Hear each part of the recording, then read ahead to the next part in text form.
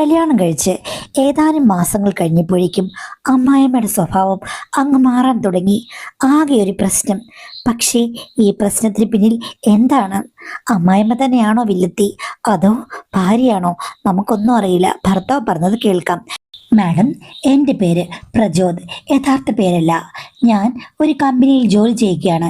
എൻ്റെ കല്യാണം കഴിഞ്ഞിട്ട് ഏകദേശം ഒരു വർഷത്തിൽ അധികമായി. 25ാമത്തെ വയസ്സിൽ കല്യാണം കഴിക്കണമെന്നായിരുന്നു എനിക്ക് ആഗ്രഹം. പക്ഷേ 29ാമത്തെ വയസ്സിലാണ് എൻ്റെ വിവാഹം നടന്നത്. സങ്കല്പത്തിൽപ്പെട്ട ഒരു പെണ്ണിനെ പ്രേമിക്കാനോ കണ്ടെത്താനോ ഒക്കെ ഞാൻ ഒത്തിരി ബുദ്ധിമുട്ടി. കുറേയധികം വർഷങ്ങളായിട്ടും ഒന്നും നടന്നില്ല. പല മാട്രിമോണിയൽ സൈറ്റുകളും ഞാൻ പരതി. അവസാനം എൻ്റെ അമ്മായി വഴിയാണ് ഇങ്ങനെയൊരു ആലോചന വന്നത്. അവരുടെ ഒരടുത്ത ബന്ധുവാണ്. ഞാൻ പോയി പെണ്ണിനെ കണ്ടു. പെണ്ണിന് എന്നെ ഇഷ്ടപ്പെട്ടു. എനിക്കാണെങ്കിൽ ഒത്തിരി ഇഷ്ടപ്പെട്ടു. ഞാൻ വിചാരിച്ചതുപോലെയുള്ളൊരു സുന്ദരി. പക്ഷേ എൻ്റെ വീട്ടുകാർക്ക് അത്ര താല്പര്യമില്ല. അതിന് കാരണം അവിടെ അമ്മായിച്ചനും അമ്മായിമ്മയും തമ്മിൽ ഒത്തിരി പിണക്കത്തിലാണ്. ഇവർ ആദ്യം താമസിച്ചിരുന്ന വലിയ വീട് അത് അമ്മയ്ക്കും മോൾക്കുമായി അദ്ദേഹം കൊടുത്തിരിക്കുകയാണ്. തത്വത്തിൽ ഭാര്യയും ഭർത്താവും തമ്മിൽ വിവാഹമോചനം ചെയ്തിട്ടില്ല. എങ്കിലും രണ്ടുപേരും തമ്മിൽ പിണങ്ങിയാണ് താമസം. ഇതിന് അപ്പുറത്ത് ഒരു മതിലൊക്കെ നല്ല രീതിയിൽ കെട്ടിപ്പൊക്കി ചെറിയൊരു വീട്, എല്ലാ സൗകര്യങ്ങളുമുള്ള ഒരു ചെറിയ വീട്ടിൽ തനിയാണ് അച്ഛൻ താമസിക്കുന്നത്.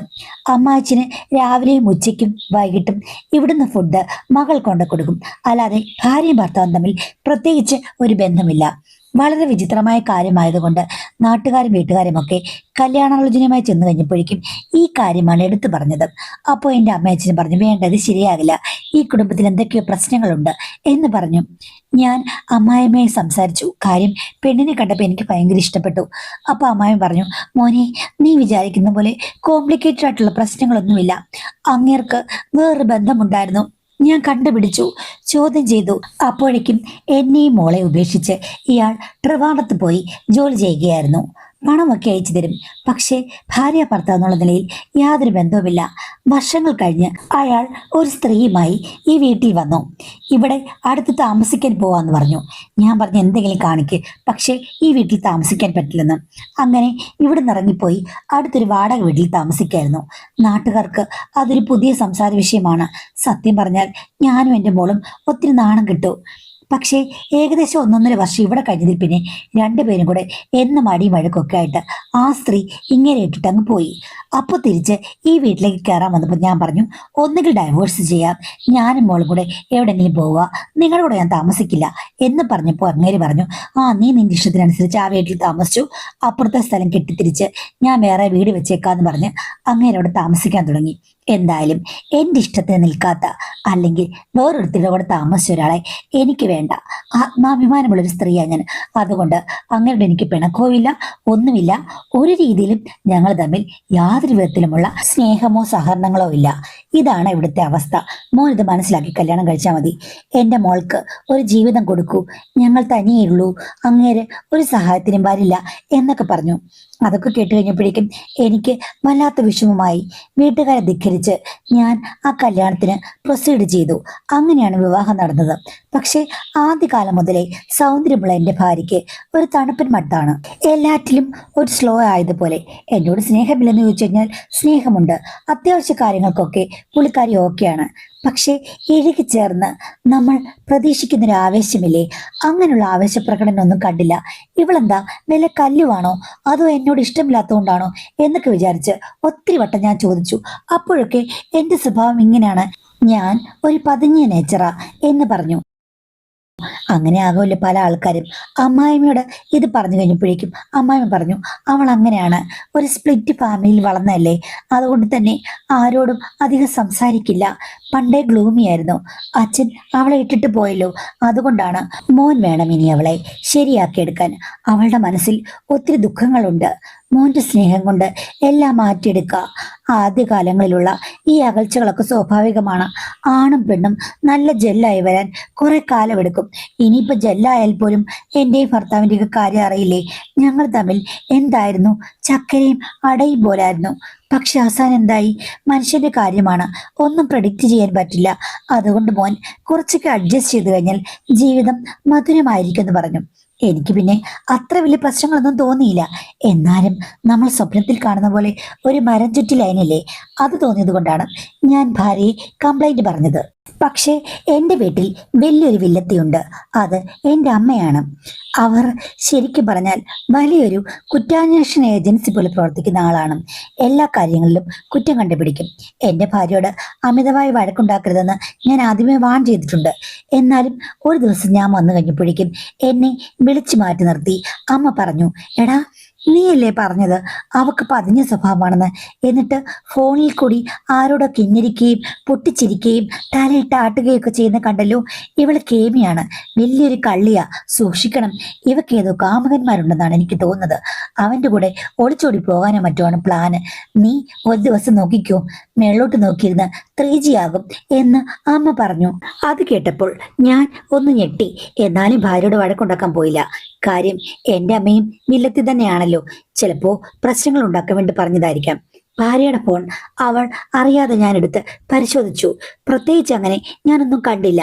പക്ഷെ കുറച്ചു ദിവസം കഴിഞ്ഞപ്പോഴേക്കും എൻ്റെ അമ്മ എന്നെ വിളിച്ചിട്ട് പറഞ്ഞു, എടാ, നീ അവളുടെ കാര്യങ്ങൾ ഒന്നും കൂടുതൽ അന്വേഷിച്ചില്ല. അമ്മായിമ്മ പറഞ്ഞത് കേട്ട് നീ താളം തുള്ളി ഇങ്ങി പോന്നു എങ്കിൽ അവളെക്കുറിച്ച് ഞാൻ വിശദമായിട്ടൊന്ന് അന്വേഷിച്ചു. അതിൽ നിന്ന് എനിക്ക് കിട്ടിയ കാര്യങ്ങളുണ്ട്. ഉള്ളതോ കള്ളമോ ഞാൻ പറയാം. ഇവളും അന്യമതസ്ഥനുമായ ഒരു ചെക്കനുമായി ഭയങ്കര അടുപ്പത്തിലായിരുന്നു. രണ്ടുപേരും കൂടെ കറങ്ങി നടക്കുകയും പല സ്ഥലങ്ങളിലൊക്കെ പോയി പലരും കണ്ട് അത് പ്രശ്നമായി. ഇവളുടെ വീട്ടിൽ ഇവളുടെ അമ്മ ഇവളെ ആർക്ക് വേണമെങ്കിലും കെട്ടിച്ചു കൊടുക്കാൻ തയ്യാറാണ്. പക്ഷേ ആ ചെക്കൻ മതത്തിൽ അധിഷ്ഠിതമായി വിശ്വസിക്കുന്ന വലിയ സമ്പന്നനായ ഒരു വീട്ടിലെ ചെക്കനാണ്. അവന് പ്രേമൊക്കെ കാണും. പക്ഷെ അവന്റെ വീട്ടുകാര് ഒരു രീതിയിൽ സമ്മതിക്കില്ല. അങ്ങനെ ആ ചെക്കനെ വീട്ടു തടങ്കലിലാക്കി രാഖി രാമാനം ഗൾഫിലേക്ക് കടത്തി. അതോടുകൂടി ഇവൾ ഡിപ്രഷനിലോ മറ്റോ ആയിരിക്കുകയായിരുന്നു. അങ്ങനെ 1.5 വർഷം കഴിഞ്ഞപ്പോഴാണ് നിന്റെ ആലോചന ചെന്നത്. നിന്റെ അമ്മായിമ്മയില്ലേ, ഏച്ചി കെട്ടി വെച്ച് കെട്ടി നടക്കുന്ന ആ ശൃംഗാരി അമ്മച്ചി, അവര് മോളുടെ എല്ലാ കാര്യത്തിനും ഭയങ്കര സപ്പോർട്ടായിരുന്നു. ആ ചെക്കനുമായിട്ട് അവർക്ക് നല്ല അടുപ്പമായിരുന്നു. പെട്ടെന്ന് ആ ചെക്കൻ അങ്ങ് പോയി കഴിഞ്ഞപ്പോഴേക്കും തള്ളയ്ക്ക് ഡിപ്രഷൻ അടിച്ചെന്നാണ് ഞാൻ കേട്ടത്. അമ്മയും മോളും കൂടെ അവസാനം പരസ്പരം സഹകരിച്ചും സമാധാനിച്ചും ഒരു നിലയിലെത്തി. അപ്പൊ പിന്നെ മോൾക്ക് കല്യാണാലോചനകൾ ആലോചിക്കാൻ തുടങ്ങി. അപ്പോഴാണ് അവളുടെ ജാതകത്തിൽ എന്തോ പ്രശ്നങ്ങളുണ്ടെന്ന് പറഞ്ഞത്. അപ്പം ചേരുന്ന ജാതകം വേണ്ടേ? നോക്കി നോക്കി വന്നു കഴിഞ്ഞപ്പോഴേക്കും നിന്റെ ജാതകം ശരിയായി. അങ്ങനെയാണ് ഈ കാര്യങ്ങളൊക്കെ ശരിയായത്. നിന്റെ അമ്മയുടെ കയ്യിൽ നിന്റെ ജാതകം ഉണ്ടല്ലോ. അതാണ് ഇവിടെ നടന്നത്, അല്ലാതെ വേറെ കാര്യമൊന്നുമില്ല. സൂക്ഷിച്ചാൽ നീ ദുഃഖിക്കണ്ട. അതിന് അമ്മ ഈ കാര്യങ്ങളൊക്കെ എവിടെ നിറഞ്ഞു? എടാ, അവരങ്ങ് ഉഗാണ്ടക്കാരൊന്നുമല്ലോ, ഈ കേരളത്തിലുള്ളവരല്ലേ, ഒരടുത്ത ജില്ലയാണെന്നല്ലേ ഉള്ളൂ. അതൊക്കെ ഞാൻ അന്വേഷിച്ചറിഞ്ഞു. അവസാനം ഭാര്യ പാറി പറന്നു പോയിട്ട് എന്റെ തൊഴിൽ കയറാൻ വരരുത്, നിനക്ക് ഡിപ്രഷൻ ആണെന്നും പറയരുത്. അവസാനം അങ്ങനെ ആയിക്കഴിഞ്ഞല്ലേ നിന്നെ ചൂലുകെട്ടെടുത്ത് ഞാൻ അടിച്ചു ചാടിക്കും. ഇത്തവണ എൻ്റെ അമ്മ പറഞ്ഞതിൽ എന്തോ കാര്യമുണ്ട്. കാര്യം നാട്ടുകാർക്കൊക്കെ എന്തെങ്കിലും കഥകളൊക്കെ അറിയാമല്ലോ. ചുമ്മാതെ പറയില്ലല്ലോ. ഭാര്യയോടത് ചോദിക്കണ്ട, വെറുതെ ഇപ്പൊ പ്രശ്നം ഉണ്ടാക്കണ്ട, എല്ലാം ഒന്ന് ഉറപ്പിക്കാം എന്ന് വിചാരിച്ച് അമ്മായിമ്മയോട് ആ കാര്യം ചോദിക്കാൻ വേണ്ടിയിട്ട് ഞാൻ അവിടെ ചെന്നു. കാര്യം അവൻ എന്നോട് വളരെ സ്നേഹത്തിലാണ് പെരുമാറുന്നത്, ഒരു സുഹൃത്തിനെ പോലെയാണ്. അപ്പോൾ ഈ കാര്യങ്ങൾ അമ്മയുമായി ഡിസ്കസ് ചെയ്യാം. ആദ്യം ചെന്നപ്പോൾ തന്നെ ഭർത്താവും അമ്മായിമ്മയും തമ്മിൽ എന്താണ് പ്രശ്നം, എന്താണ് അതിന്റെ കാരണം എന്നൊക്കെ അമ്മ തുറന്നു പറഞ്ഞതാണല്ലോ. അപ്പൊ അവരോട് ഡിസ്കസ് ചെയ്യാൻ പറ്റും എന്ന് വിചാരിച്ച് ഞാൻ ഈ കഥ ഒരാൾ പറഞ്ഞറിഞ്ഞു എന്ന് പറഞ്ഞ് അമ്മായിയോട് സംസാരിച്ചു. അവരുടെ മുഖം ആകെ മാറി. ആരോ കള്ളക്കഥ പറഞ്ഞതാ മോനെ, എനിക്കറിയില്ല, ഇങ്ങനൊരു സംഭവം നടന്നിട്ടേ ഇല്ല. എൻ്റെ മോൾക്ക് പണ്ട് തൊട്ടേ ഈ സ്വഭാവമാണ്. പിന്നെ അവളുടെ സൗന്ദര്യം കണ്ട് ഒത്തിരി പേര് പുറകെ നടന്നിട്ടുണ്ട്. അത് മാത്രം എനിക്കറിയാം. അവൾക്കാരോടും പ്രണയമുണ്ടെന്ന് എനിക്ക് തോന്നിയിട്ടില്ല. പിന്നെ ചില ചെക്കന്മാരൊക്കെ ഇല്ലേ അവളുടെ കൂട്ടത്തിൽ ഇവിടെ വരും. അവളുടെ കൂടെ പഠിക്കുന്ന ആൾക്കാരാണ്. അത് സൗഹൃദത്തിന്റെ പേരിലാണ്. അങ്ങനെയുള്ളപ്പോൾ ഇവിടെ അടുത്തുള്ള ചില പെണ്ണുങ്ങൾ പറയും അവളുടെ കാമുകന്മാരാ വരുന്നതെന്നും. 1, 2, 3 നല്ല ഫ്രണ്ട്സ് ഉണ്ടായിരുന്നു, ആണുങ്ങളാണ്. അത് പക്ഷേ ഇവൾ ഇനിഷ്യേറ്റീവ് എടുത്തിട്ടല്ല, അവളുടെ പുറകെ കൂടുന്നാണ്. അവന്മാർക്ക് പ്രേമമാണെന്ന് എനിക്കറിയാം. പിന്നെ പിള്ളേരല്ലേ, ആ സമയത്ത് നമ്മൾ എന്ത് പറയാനാണ്? എൻ്റെ മോൾക്ക് അങ്ങനെയൊന്നുമില്ല, മണവുമില്ല, ഗുണവുമില്ല. അവളെ ഇപ്പം ഞാൻ സംശയിച്ചിട്ട് കാര്യമില്ലോ. ചെക്കന്മാരെ ഞാൻ പിണക്കിയില്ല, ഒരു പ്രൊട്ടക്ഷൻ ആകട്ടെ എന്ന് വെച്ചു. അല്ലാതെ അവൾ അവളുടെ പുറകെ ഒന്നും പോയിട്ടില്ല. അവളുടെ 3 ഫ്രണ്ട്സ് ഉണ്ട്. അവന്മാർക്ക് 3 പേർക്കും താല്പര്യം കാണുമെന്ന് എനിക്ക് തോന്നിയിട്ടുണ്ട്. പക്ഷെ അവൾക്കില്ല. എന്നാലും ഈ വാർത്തകൾക്കെല്ലാം പിന്നിൽ അവളുടെ അച്ഛനാണ്. കാര്യം നോക്കിയിരിക്കുകയാണ്. ഇവിടെ അവളുടെ കൂട്ടുകാരന്മാര് വന്നിട്ട് പോയി കഴിഞ്ഞു കഴിഞ്ഞാൽ എന്നെ കാണാൻ വന്നെന്ന മോനെ പറയുന്നത്. അങ്ങനെയൊക്കെ പറയുന്ന അങ്ങനെ തന്നെയാണ് ഈ കഥകൾ ഉണ്ടാക്കിയെന്നുള്ളത് എനിക്ക് ഉറപ്പാണ്. മോനോട് ഞാൻ എല്ലാം തുറന്നു പറഞ്ഞല്ലേ, പിന്നെ എന്തിനാണ് ഇപ്പൊ ഒരു സംശയം? അവളുടെ സ്വഭാവം ബേസിക്കലി അങ്ങനെയാ മോനെ എന്ന് പറഞ്ഞ് അമ്മായിമ്മ എൻ്റെ കൈവിരലുകൾ കയ്യിലെടുത്ത് വെച്ച് തലോടി. നിനക്ക് എന്നെ മനസ്സിലാക്കാൻ പറ്റുമെന്ന് എനിക്കറിയാം. പിന്നെ മോളുടെ സ്വഭാവം അത് പതുക്കെ പതുക്കെ മാറുവിടാ കുട്ടാ, എല്ലാം മാറും. നിന്നോട് ഞാൻ പറഞ്ഞില്ലേ, നിന്നെ പോലെ കരുത്തനായാണ്, അതും നല്ല സ്നേഹമുള്ളൊരു ചെക്കൻ. അവൻ പതുക്കെ പതുക്കെ നല്ല രീതിയിൽ പെരുമാറി കഴിയുമ്പോൾ ഏത് പെണ്ണാ മാറാത്തത്? ഞാനാണെങ്കിലും മാറിപ്പോകും. അങ്ങനെ ഒരു ആരാധന തോന്നുന്ന സ്വഭാവമല്ലേ നിന്റേത്? നല്ല ഉച്ചിട്ടുള്ളൊരു ചെക്കനല്ലേ നീ? നിന്നെ ഇട്ടിട്ട് അവൾ എവിടെ പോകാനാണ്? കള്ളക്കഥ. പിന്നെ ഞാൻ ഒരു കാര്യം പറയാം. ഇവിടെ വന്നോണ്ടിരുന്ന 3 ചെക്കന്മാരും കണ്ടാൽ നല്ല സുന്ദരന്മാരാണ്, സിനിമ നടന്മാരെ പോലിരിക്കും. അപ്പോ അവരെ കണ്ടു കഴിയുമ്പോൾ ആളുകൾക്ക് അസൂയ കാണും. പിന്നെ നിന്നെ കണ്ടാൽ അസൂയ വരും. ആ 3 ചെക്കന്മാരെക്കാളും സുന്ദരൻ നീയാണ്. ഇനിയിപ്പം 3 പേരെ അവളെ അങ്ങ് പ്രേമിച്ചെന്ന് വെച്ചു, എങ്കിലും അവൾ ഭാഗ്യവതിയല്ലേ? ഏറ്റവും നല്ല സുന്ദരനെ കിട്ടിയില്ലേ? ഇനിയിപ്പം വേറെ എവിടെ തേടി പോകാനാടാ? നിനക്ക് എന്നാടാ? ആരെങ്കിലും പറഞ്ഞത് കേട്ടിട്ട് നീ ഒരിക്കലും വിശ്വസിക്കരുത് എൻ്റെ മോൻ, അത് വിശ്വസിക്കരുത്. അമ്മ എപ്പോഴും നിന്റെ കൂടെ കാണും. അവള് ഒന്നും അനങ്ങില്ല, അവളുടെ സ്വഭാവം അങ്ങനെയാ. നീ പതുക്കെ അവളെ ശരിയാക്കി എടുക്കടാ എന്നൊക്കെ പറഞ്ഞ് എൻ്റെ അടുത്തേക്ക് ചേർന്നിരുന്നിട്ട് എൻ്റെ ഷർട്ടിലും എൻ്റെ കയ്യിലുമൊക്കെ അമ്മായിമ്മ തലോടി. പിന്നെ തലയിലും. ഞാൻ ഓർത്തു മാതൃവാത്സല്യമാകുമെന്ന്. പിന്നെ ഞാൻ എൻ്റെ ഭാര്യയോട് ഈ കാര്യങ്ങൾ ചോദിച്ചു കഴിഞ്ഞപ്പോഴേക്കും അങ്ങനെ 3 സുഹൃത്തുക്കളുണ്ടായിരുന്നു. അവര് വരുമായിരുന്നു. എനിക്ക് ആണുങ്ങളെന്നും പെണ്ണുങ്ങളെന്നും വലിയ വ്യത്യാസമൊന്നുമില്ല. എൻ്റെ സ്ത്രീ സുഹൃത്തുക്കളും വന്നിട്ടുണ്ടല്ലോ, അതൊന്നും ആരും ശ്രദ്ധിച്ചില്ലേ? അവര് എന്നോട് പ്രേമം കാണുമായിരിക്കും, എനിക്കറിയില്ല എന്നൊക്കെ പറഞ്ഞ് അവളും അമ്മായിമ്മ പറഞ്ഞ് അതേ പാറ്റേണിലാണ് പറഞ്ഞത്. ചിലപ്പോൾ തെറ്റിദ്ധരിച്ചതാകാം, ഒന്നും പറയാൻ പറ്റില്ല. അതുകൊണ്ട് പിന്നെ ഞാൻ ഒന്നും പറയാനും പോയില്ല. ഈ സംഭവം കഴിഞ്ഞ് മിക്കവാറും ദിവസങ്ങളിൽ അമ്മായിമ്മ എന്നെ വിളിച്ചിട്ട് സംശയിക്കില്ലേ മോനെ, പ്രശ്നങ്ങൾ വല്ലതും ഉണ്ടോ എന്നൊക്കെ എന്നോട് ചോദിക്കും. ഞാൻ പറയും ഒട്ടും പ്രശ്നങ്ങളില്ല, അതൊക്കെ ഞാൻ മറന്നെന്നും. ഓ ഭാഗ്യം, ഞാൻ എത്ര നേർച്ച നേർന്നെന്നോ. എൻ്റെ മോളുടെ ജീവിതമല്ലേ മോൻ്റെ കയ്യിലിരിക്കുന്നത് എന്നൊക്കെ പറയും. ചില സമയത്ത് ഇത്തിരി പുകഴ്ത്തൽ കൂടുതലാണെന്ന് ഞാൻ ആലോചിച്ചിട്ടുണ്ട്. അതിനടുത്ത ആഴ്ച എൻ്റെ ഭാര്യ എന്നോട് പറഞ്ഞു, ചേട്ടാ അമ്മയും ചേട്ടനും കൂടെ തമിഴ്നാട്ടിൽ അമ്പലം വരെ ഒന്ന് പോകണം, അമ്മയ്ക്ക് അവിടെ നേർച്ചയുണ്ട്. അതിനെന്തിനാ ഞങ്ങൾ രണ്ടുപേരും കൂടെ പോന്നേ? നിനക്ക് വരരുതോ? എനിക്ക് ആ ദിവസങ്ങളിൽ വരാൻ പറ്റില്ല. അപ്പോൾ നമുക്ക് ആ ദിവസത്തിന് മുന്നേ പോകാം, അല്ലെങ്കിൽ അത് കഴിഞ്ഞു പോകാം. അത് പറ്റില്ല ചേട്ടാ, ആ നാളിന് തന്നെ ചെയ്യണം. അതമ്മ മുൻകൂട്ടി പറഞ്ഞതാണ്. ഞാൻ നോക്കിക്കഴിഞ്ഞപ്പോഴില്ലേ എൻ്റെ ഡേറ്റ് ആ സമയത്ത് വരും. അതുകൊണ്ട് വന്നു കഴിഞ്ഞാൽ ഒരിക്കലും ശരിയാകില്ല. അമ്മയും ചേട്ടനും കൂടെ പോയി തൊഴുത് വന്നാൽ മതി.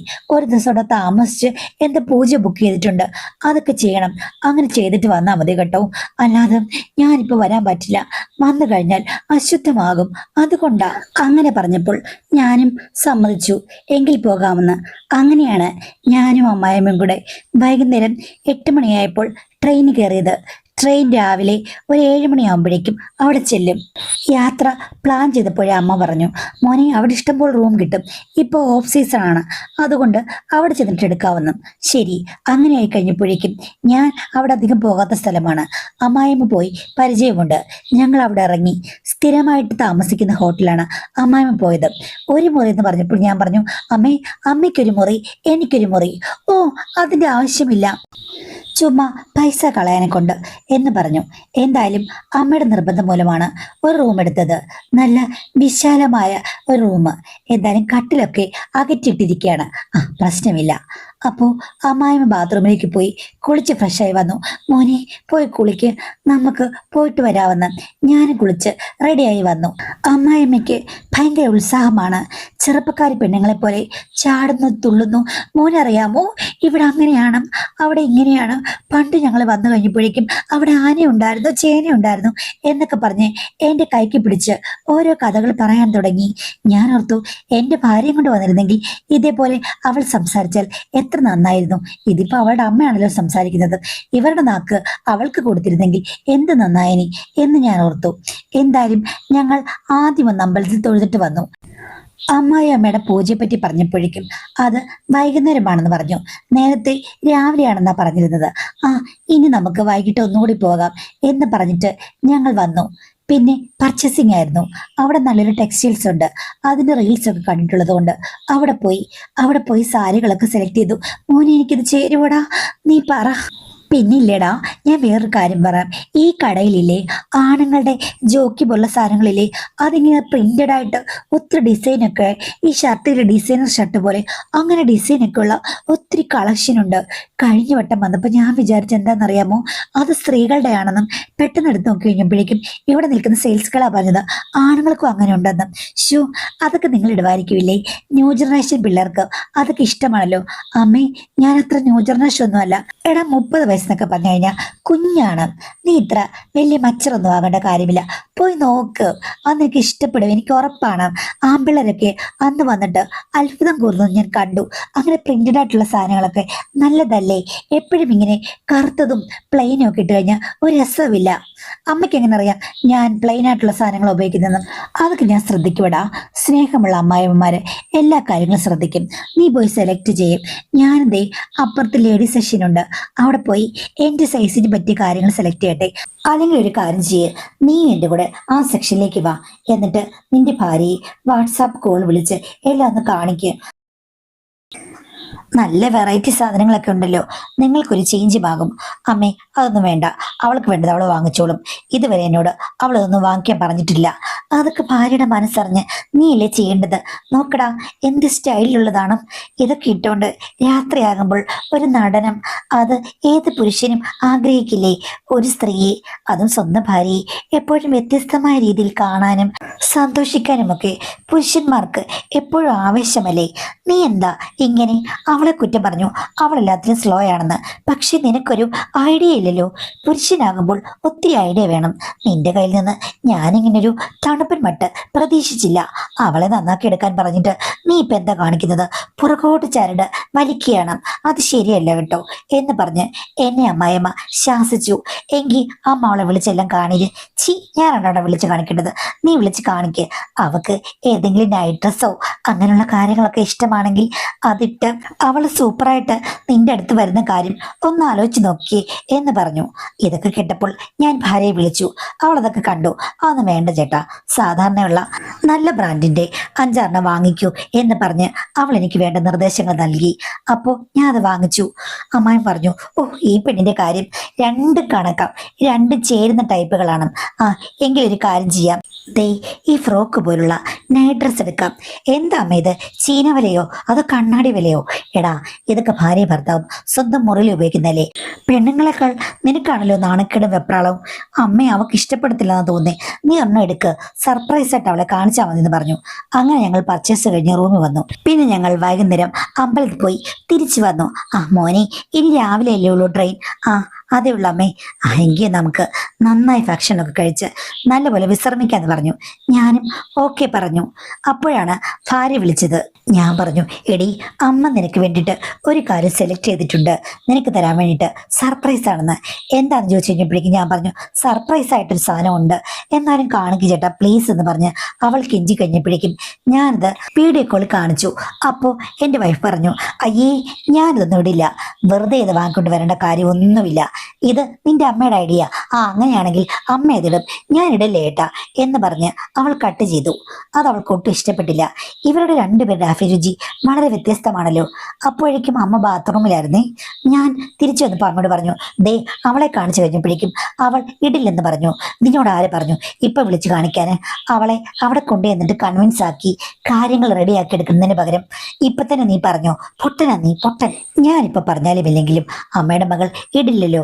ഇത് കഴിഞ്ഞിട്ട് അവിടെ പോയി പ്രശ്നങ്ങൾ ഉണ്ടാക്കാനാ, വഴക്കുണ്ടാക്കുമെന്ന് പറഞ്ഞു. ഓ, അവൾ വഴക്കൊന്നും ഉണ്ടാക്കില്ല. ഇങ്ങിതാ, അവൾ ഇട്ടില്ലെങ്കിൽ ഞാൻ ഇട്ടോളാം, എനിക്ക് നൈറ്റിൽ എന്തെങ്കിലും ഉപകാരം വരും, ഞാനാണെങ്കിൽ റിലാക്സ്ഡ് ആയിട്ട് കിടക്കുമല്ലോ എന്ന് പറഞ്ഞ് അമ്മ അത് തട്ടിപ്പറിച്ച് വാങ്ങിച്ചു. ഈ തള്ളക്ക് എന്തിനെ കാണണം, രാത്രി എന്തിനാണ് ഇവരിതിട്ടുകൊണ്ട് നടക്കുന്നത് എന്ന് ഞാൻ ഓർത്തു. എന്തിനു വാട്ട്, കാറ്റ് കയറും, അങ്ങനെ വിചാരിക്കാം. എന്തായാലും ഭക്ഷണമൊക്കെ കഴിച്ച് കുറച്ചുകൂടി പർച്ചേസ് ഒക്കെ ചെയ്ത് ഞങ്ങൾ രണ്ടുപേരും മുറിയിൽ വന്നു. പിന്നെ കുറച്ച് കാര്യങ്ങളൊക്കെ സംസാരിച്ച് ഞാൻ കിടന്നുറങ്ങാൻ പോകാൻ പറഞ്ഞു. ഓക്കെടാ, കിടന്നുറങ്ങാൻ. അമ്മായിമ്മ ഫോണിൽ എന്തൊക്കെയോ പലതെന്ന് കണ്ടു. പിന്നീട് ബാത്റൂമിലേക്ക് പോകുന്ന ശബ്ദവും കേട്ടു. ഞാനങ്ങ് ഉറങ്ങിപ്പോയി. ഇത്തിരി കഴിഞ്ഞപ്പോഴേക്കും എന്നെ ആരോ തൊടുന്ന പോലെ തോന്നി. ഞാൻ നോക്കി കഴിയുമ്പോഴേക്കും റൂമിൽ മുഴുവനും വെട്ടമുണ്ട്. കുറച്ച് വെട്ടമൊക്കെ അണച്ചതായിരുന്നു. ഞാൻ നോക്കി കഴിഞ്ഞപ്പോഴേക്കും ആ നൈറ്റ് ഡ്രസ്സ് വിട്ടിട്ടാണ് അമ്മായിമ്മ നിൽക്കുന്നത്. ഞാനങ്ങ് ഞെട്ടിപ്പോയി. ഇത് അവിടെയും ഇവിടെയും പാകമല്ലോ, എങ്കിലും അഴകളവുകൾ കറക്റ്റ് ആണെന്നും എനിക്ക് തോന്നി. ഞാൻ ഞെട്ടി എഴുന്നേറ്റു. അമ്മയ്ക്കെന്താ, രാത്രി അമ്മ കഥകളിക്ക് വല്ലതും പോകുന്നുണ്ടോ എന്ന് ചോദിച്ചു. അതേ മോനെ, അമ്മയ്ക്ക് ഇപ്പോഴാണ് കഥകളി പദങ്ങൾ ഓർമ്മ വന്നത്. അപ്പൊ പിന്നെ കഥകളി കെട്ടിയാടിയേക്കാം എന്ന് വിചാരിച്ചു. അമ്മ എന്താ ഇങ്ങനെ സംസാരിക്കുന്നത്? എന്താടാ നിനക്കൊന്നും മനസ്സിലാകാത്തത്? പച്ചയ്ക്ക് ഞാനിങ്ങനെ മുന്നിട്ടും നിനക്കൊന്നും മനസ്സിലായില്ലേ? അമ്മേ, ആ, നീ ഒന്നും പറയേണ്ട കാര്യമില്ല. നീയും ഇത്തിരി സ്ലോ ആണോന്ന് എനിക്കൊരു സംശയമുണ്ട്. എൻ്റെ മകളെ കുറ്റപ്പെടുത്തി നീ പലവട്ടം സംസാരിച്ചു. പക്ഷേ നീ നിന്റെ സ്ലോയുടെ കാര്യം പറയുന്നില്ല. നീ എങ്ങനെയുള്ള ആളാണെന്ന് എനിക്ക് തിരിച്ചറിഞ്ഞേ മതിയാകൂ. ഇതൊരു പരീക്ഷണ കാലഘട്ടമാണെന്ന് നീ വിചാരിച്ചാൽ മതി. അങ്ങനെ നിന്നെ വെറുതെ വിടാൻ ഞാൻ ഉദ്ദേശിക്കുന്നില്ല. കരുതിക്കൂട്ടി തന്നെയാണ് ഞാൻ നിന്നെ കൂട്ടിനെ വിളിച്ചത്, എൻ്റെ മോളോട് പറഞ്ഞത്. അമ്മായിമ്മ എൻ്റെ അടുത്തേക്ക് വന്നു കഴിഞ്ഞപ്പോഴേക്കും ഞാൻ ഇത്തിരി മാറി. നീ എന്തായാലും സിനിമയിൽ വില്ലന്മാർ അടുത്തു വരുമ്പോൾ നായകന്മാർ അയ്യോ അരുതേ എന്ന് പറയുന്ന പോലെ വെറുതെ ആക്ഷൻ ഒന്നും ഇടണ്ട. കഥകളിക്ക് വേഷം കെട്ടിക്കഴിഞ്ഞാൽ ഞാൻ കഥകളി പദങ്ങൾ ആടിത്തീർത്തേ പോകുള്ളൂ എന്ന് പറഞ്ഞു. അമ്മേ എന്നൊക്കെ വിളിച്ചു കഴിഞ്ഞപ്പോഴേക്കും ഇല്ല, ഇതിൽ ഒരു സന്ധി സംഭാഷണവുമില്ല, നീ റെഡിയാണെന്ന് എനിക്കറിയാം എന്ന് പറഞ്ഞ് അമ്മ ഏതോ പാട്ട് മൂളിക്കൊണ്ട് എൻ്റെ മേലേക്ക് ചാഞ്ഞു. അമ്മേ, ശരിയാകില്ലെന്ന് പറഞ്ഞപ്പോൾ അമ്മ പറഞ്ഞു ശരിയാകും. കാരണം നീയല്ലേ പറഞ്ഞത് നിന്റെ ഭാര്യയ്ക്ക് നിന്നോട് കടുത്ത പ്രണയമില്ലെന്ന്, അതേപോലെ സ്ലോ ആണെന്ന്. കടുത്ത പ്രണയവും വളരെ ആർജവും ഊർജവുമുള്ള ഒരു അഗ്നിപ്രവാഹമുള്ള സ്ത്രീയെ നിനക്ക് എങ്ങനെ നിരസിക്കാൻ പറ്റുവിടാ എന്ന് പറഞ്ഞ് അമ്മായിയമ്മ ഒരു അഗ്നിയായി ആളിപ്പടരുകയായിരുന്നു. അതിൽ പിടിച്ചു നിൽക്കാൻ എനിക്ക് പറ്റിയില്ല. കാരണം എൻ്റെ ജീവിതത്തിൽ അനുഭവങ്ങൾ വളരെ കുറവാണ്. സ്ത്രീകൾ മുൻകൈ എടുക്കുക എന്നുള്ളത് ഒരു പുരുഷന്റെ സ്വപ്നമാണ്. ഇവിടെ മുൻകൈകൾ എപ്പോഴും എപ്പോഴും മുന്നോട്ട് വന്നതുകൊണ്ട് അതിൽ ഞാൻ പെട്ടെന്ന് തന്നെ വീണു പോയെന്ന് പറയാം. അത് വളരെ സക്സസ് ആയ ഒരു മുന്നേറ്റമായിരുന്നു. ആ കറക്കത്തിൽ ഞാനും പെട്ടുപോയി. ഇതെല്ലാം കഴിഞ്ഞു വന്നപ്പോൾ എനിക്ക് കുറ്റബോധമുണ്ടായിരുന്നു. അമ്മായിയമ്മയ്ക്ക് ലെവലേശമില്ല. പിന്നീട് ഞാനും ഭാര്യയും കൂടെ വീട്ടിലേക്ക് ചെല്ലുമ്പോഴേക്കും അവർ ആ റൂമിൽ കാണിച്ചതുപോലെ വളരെ ഓപ്പണായിട്ട് എക്സ്പ്രസ് ചെയ്യാൻ തുടങ്ങി. എൻ്റെ ഭാര്യയ്ക്കാണെങ്കിൽ ഒരു ഭാവഭേദവുമില്ല. അമ്മ ഓവറാക്ട് കാണിക്കുമ്പോൾ അവൾക്ക് സങ്കടമോ പ്രശ്നങ്ങളോ ഉണ്ടാകേണ്ടതല്ലേ. പക്ഷേ ഇവർ കൊഞ്ചുകയോ കുഴയുകയോ എന്ത് ചെയ്താലും ഒരു പ്രശ്നവുമില്ല. ഇതിനിടയ്ക്ക് ഞാൻ ഒരു ദിവസം ഭാര്യയുടെ കോളിൻ്റെ ലിസ്റ്റ് കണ്ടുപിടിച്ചു. അവൾ ഡിലീറ്റ് ആക്കാൻ മറന്നു പോയിരുന്നു. അവളെ ക്വസ്റ്റ്യൻ ചെയ്ത് കഴിഞ്ഞപ്പോഴേക്കും അവൾ പറഞ്ഞു പഴയ കാമുകൻ നാട്ടിലുണ്ട്, അവൻ കല്യാണം കഴിച്ചെങ്കിലും അവർക്ക് മറക്കാൻ പറ്റുന്നില്ല, ഇടയ്ക്കിടയ്ക്ക് കാണണമെന്നുണ്ട്. ഞാൻ ചോദിച്ചു നീ എന്നോട് എന്തുകൊണ്ട് പറഞ്ഞില്ലെന്ന്. ഇപ്പോൾ അത് തുറന്നു പറയാനുള്ള സമയമായി. ഇപ്പോൾ നിങ്ങളും അമ്മയും തമ്മിൽ ഒരു അണ്ടർസ്റ്റാൻഡിങ്ങിൽ എത്തിയല്ലോ. അപ്പോൾ എനിക്കും എൻ്റെ പൂർവ്വകാമകനും തമ്മിൽ ഇടയ്ക്ക് കാണാം എന്ന് വെച്ച് നിങ്ങളെ ഉപേക്ഷിക്കുകയോ ഈ ബന്ധം പിരിയുകയോ ഒന്നും ചെയ്യുന്നില്ല. അയാൾ അയാളുടെ ഭാര്യ ഉപേക്ഷിച്ച് ഇങ്ങോട്ട് വരാനും പോകുന്നില്ല. ഇടയ്ക്കിടയ്ക്ക് ഞങ്ങൾ രണ്ടുപേരും ഒന്ന് കാണും. നിങ്ങളും എൻ്റെ അമ്മയും കാണുന്നത് പോലെ അതിനുള്ള സ്വാതന്ത്ര്യം നിങ്ങൾക്ക് കിട്ടിയിട്ടുണ്ടല്ലോ. അപ്പം ഞാൻ ചോദിച്ചു ഇത് മനഃപൂർവ്വമാണോ അമ്മ എന്നോട് അങ്ങനെ ആക്ട് ചെയ്തതെന്ന്. അല്ലാതെ പിന്നെ ഞാൻ എന്ത് ചെയ്യാനാണ്? കാര്യങ്ങൾ പറഞ്ഞപ്പോൾ അമ്മ പറഞ്ഞു അവനെ തണുപ്പിക്കാനും നിന്റെ കാര്യങ്ങൾ അക്സെപ്റ്റ് ചെയ്യിപ്പിക്കാനും ഇതേ ഒരു വഴിയുള്ളൂ. എൻ്റെ റൂട്ട് ക്ലിയർ ആണെങ്കിൽ പിന്നെ അവന് നീയും സെയിം തെറ്റുകാരനല്ലേ. എന്തായാലും എൻ്റെ അടുത്ത് വന്നു കഴിഞ്ഞാൽ അവന് പിന്നെ ഇതൊന്നും സ്റ്റോപ്പ് ചെയ്യാൻ പറ്റുമെന്ന് തോന്നുന്നില്ല. ആ ഗ്യാപ്പിൽ മോളെ നിനക്കും നിന്റെ ജീവിതത്തിൽ നിന്റേതായ ഇഷ്ടങ്ങൾ അനുഭവിക്കാം എന്ന് വെച്ചിട്ട് വിവാഹമോചനമോ പ്രശ്നങ്ങളോ ഒന്നും ആവശ്യമില്ലെന്ന് പറഞ്ഞു. എൻ്റെ ഭാര്യ ഇപ്പോൾ ധൈര്യപൂർവ്വം ഇടയ്ക്ക് കാമുകനെ കാണാൻ പോകാറുണ്ട്. പക്ഷേ 3-4 മണിക്കൂർ കഴിയുമ്പോഴേക്കും അവൾ ഇങ്ങി വരും. ഞാൻ എന്ത് പറഞ്ഞാലും അവൾ പറയും അതൊന്നും ഒരു പ്രശ്നമില്ല, നിങ്ങളുടെ കാര്യങ്ങൾ ആദ്യമേ കഴിഞ്ഞല്ലോ, നിങ്ങൾ രണ്ടുപേരും കൂടി വിദഗ്ധമായി എന്നെ കുഴിയിൽ വീഴ്ത്തിച്ചതല്ലേ എന്ന് ചോദിച്ചു കഴിഞ്ഞപ്പോഴേക്കും ഭാര്യ പറയുകയാണ് അതൊക്കെ അങ്ങനെയാണ്, മനുഷ്യർക്ക് അബദ്ധം പറ്റും. എനിക്കും എൻ്റെതായ ഇഷ്ടങ്ങൾ, നിങ്ങൾക്കും ഇഷ്ടങ്ങളുണ്ടല്ലോ, അല്ലെങ്കിൽ പിന്നെ എങ്ങനെയാണ് അബദ്ധം പറ്റുക? അതുകൊണ്ട് അഡ്ജസ്റ്റ് ചെയ്ത് നമുക്ക് മുന്നോട്ട് പോകാം. അമ്മായിയോട് ചോദിക്കുമ്പോഴും നിസ്സാരമായി പറയുകയാണ് അതൊന്നും സാരമില്ല, ഒരു അഡ്ജസ്റ്റ്മെന്റ് ജീവിതമാണ് നല്ലതെന്ന്. ആക്ച്വലി കാര്യങ്ങളെല്ലാം നല്ലത് തന്നെയാണ്, പ്രശ്നങ്ങളൊന്നുമില്ല. എന്നാലും ഇത് ഒരു അസാധാരണമായ സിറ്റുവേഷനായിട്ട് എനിക്ക് തോന്നുന്നു മാഡം എന്നാണ് പറഞ്ഞിട്ടുള്ളത്. അത് ശരിയാണ്, അസാധാരണമായ കാര്യങ്ങളൊക്കെയാണല്ലോ നടക്കുന്നത്. അപ്പൊ പിന്നെ പറഞ്ഞിട്ട് കാര്യമില്ല. ആദ്യം അവരുടെ ട്രാപ്പിൽ നിങ്ങൾ പെട്ടു, ഇപ്പൊ അവർക്ക് പറയാൻ ന്യായീകരണങ്ങളായി. നിങ്ങൾ ന്യായീകരിച്ചു കഴിഞ്ഞാൽ അവർ ചോദിക്കും, ആഹാ അങ്ങനെയാണെങ്കിൽ നിങ്ങൾ വീഴരുതായിരുന്നു, അത്ര സത്യസന്ധനാണെങ്കിൽ. അപ്പോൾ ഇത് അഡ്ജസ്റ്റ് ചെയ്യണോ വേണ്ടതെന്ന് നിങ്ങൾ തീരുമാനിക്കുക. അത് ചിലപ്പോൾ അഡ്ജസ്റ്റ് ചെയ്ത് ഞാൻ ഒരുമയുണ്ടെങ്കിൽ ഒലക്കയിലും കിടക്കാന്നുള്ള രീതിയിലാകാം, അല്ലെങ്കിൽ വേണ്ടെന്നുണ്ടെങ്കിൽ ഇതൊക്കെ വിട്ടു പോകാനുള്ള എല്ലാ ഓപ്ഷൻസ് ഉണ്ടല്ലോ. എന്തിനാണ് എല്ലാത്തിലും കടിച്ചതും കിടക്കുന്നത്? നമ്മുടെ സാന്ദ്ര അല്ലേ